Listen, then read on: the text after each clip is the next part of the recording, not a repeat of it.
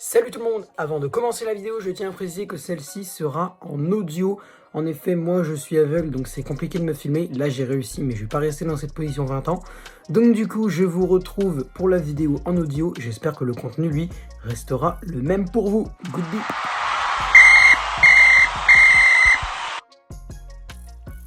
Yo tout le monde, c'est le football à l'aveugle. On se retrouve aujourd'hui pour le débrief de ce match entre Manchester City et Chelsea, un match comptant pour la finale de la Ligue des Champions. Et c'est Chelsea qui s'impose 1-0 du côté de Manchester City avec un simple but de Kai Havertz à la 43e minute de jeu. Chelsea qui s'offre donc sa Ligue des Champions au nez et à la barbe de City, qui n'a pas été dominateur durant la rencontre, qui a été malmené par une équipe de Chelsea franchement super intéressante. Par contre, Timo Werner, il est complètement passé à côté de son match. C'est le seul Blues qui pour moi est passé complètement à côté de son match, il ne faut pas se le cacher. Du côté de Chelsea, il y a eu quand même du très bon, avec notamment encore une fois un superbe N'Golo Kanté. Il était encore partout ce soir. Alors par contre, je pense personnellement qu'il faut sanctionner N'Golo Kanté, parce que c'est très bien ce qu'il a fait. Mais à un moment, normalement, on dit qu'il y a 11 joueurs sur le terrain, il n'y en a pas 12.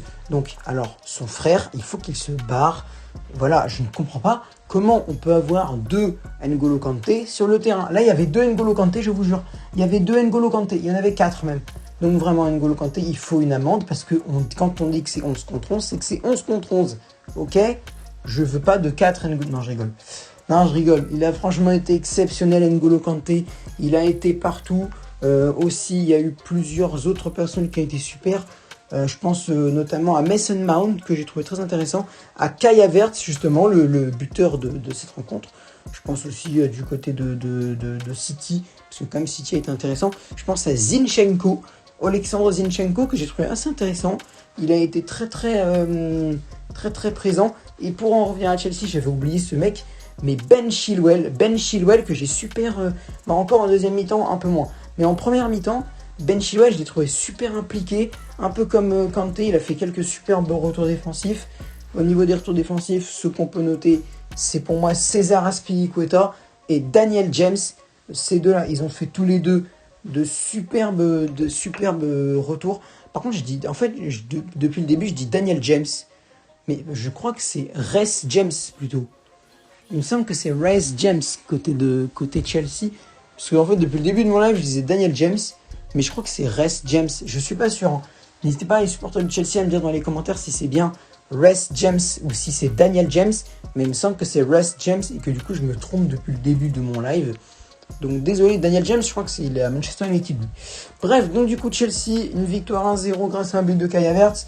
Une mention spéciale côté quand même de City à Riyad Mahrez qui avait fait encore un super bon match, mais qui va s'en vouloir parce qu'il a eu deux très chaudes occasions avant la fin, surtout avant la toute fin du temps additionnel, une reprise de volée qui passe juste à côté à quelques millièmes de milliards, de milliers de centimètres de but de millimètres, même d'ailleurs, de milliers, de milliards, de millions, de milliers, de millimètres du but de Ederson, d'Edouard Mendy, pardon.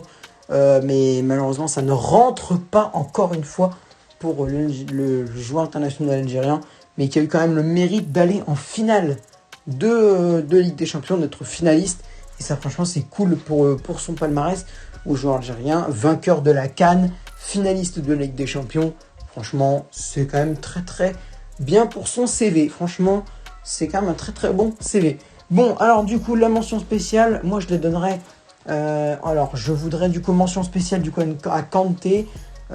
Si je dois mentionner un homme du match côté Chelsea, je dirais quand même N'Golo Kanté, parce que Ben Chilwell est un peu moins présent en seconde mi-temps. Sinon, ça aurait été lui que j'aurais noté. Et du côté de City, Riyad Mahrez, justement, très intéressant. Un joueur secondaire côté City, Zinchenko, et côté Chelsea, Chilwell. Donc voilà, 1-0 pour Chelsea. Mon prono est passé, enfin pas mon prono, mais mon équipe vainqueur est passée. Je pensais Chelsea, ça a été Chelsea. J'avais mis 2-1, il y a eu 1-0, voilà. Donc ce match, on l'a suivi en live, donc n'hésitez pas à vous abonner pour ne manquer aucun des prochains lives. Le prochain live commentaire, ce sera le 11 juin pour Turquie-Italie, match d'ouverture de l'Euro 2021. Sinon, n'hésitez pas à partager cette vidéo si elle vous a plu. Facebook, Twitter, Instagram, Snapchat, Discord, vous connaissez.